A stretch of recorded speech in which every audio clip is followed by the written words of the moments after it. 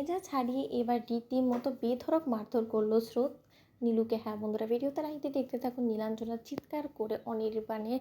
বিরুদ্ধে মিথ্যে অ্যালিগেশনস এনে বলতে থাকে যে স্রোত, আমি তোকে বলে দিচ্ছি তুই এই লোকটার কাছ থেকে সাবধানে থাকিস, কারণ এই লোকটা কখন আবার তোকে মনে ধরবে এবং কখন আবার তোর শ্লীলতাহানি করার চেষ্টা করবে বলা যায় না। অন্যদিকে নীলাঞ্জনা মুখ থেকে এরকম নোংরা প্রজাতির কথা শোনার পর নিজের উপরে কোনোরকম কোনো কন্ট্রোল না রাখতে পেরে নীলাঞ্জনার গায়ে সপাটে চড় মেরে স্রোত বলতে থাকে যে এসব কুৎসিত চিন্তাধারণা একমাত্র তোর মতো নোংরা প্রজাতির মেয়ের মাথায় আসতে পারে, এছাড়া আর কোনো কিছু অন্য কারো মাথায় আসতে পারে না। কারণ আমি ভেবেইছিলাম যে এরকম নির্ঘাত কোনো একটা অঘটন ঘটিয়ে তারপরে তুই বাড়ি থেকে বের হবি, কারণ তোর মতন মানুষের দ্বারা আর যাই হোক না কেন এসব ছাড়া কী এক্সপেক্ট করা যায় বলতো। কিন্তু এবার তুই যেটা করলি না সেটা সত্যি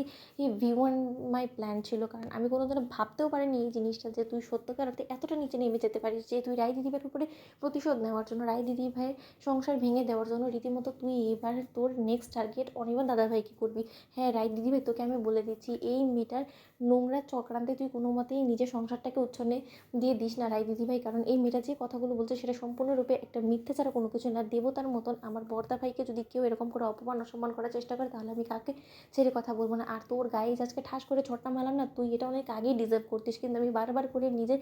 বিবেকের কাছে প্রশ্ন রেখে আমি নিজেকে সামনে রাখার চেষ্টা করছি, কিন্তু আজ আর পারলাম না। আর আমি মেজদি ভাই সামনে রাখতে আমার এই হাত দুটো, কারণ আজ যদি আমি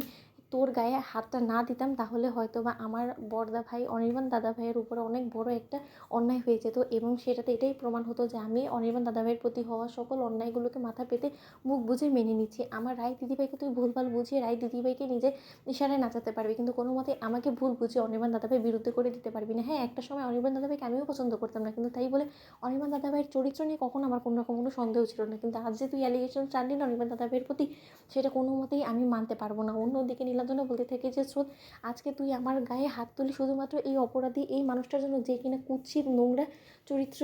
বহন করে, এবং তার থেকে বড় কথা সে তোর নিজের মায়ের পেটের বোনকে অসম্মান করার চেষ্টা করছে। ঠিক সেই মুহূর্তে স্রোত বলতে থাকে যে তাহলে কী করবো বলতো, কারণ আমি তো নিজেও খুব ভালো করে জানি যে আমার মায়ের পেটের বোনটা ঠিক কতটা নোংরা প্রজাতি এবং কতটা কুৎসিত এবং কতটা নিচে নামতে পারে ও নিজের স্বার্থসিদ্ধি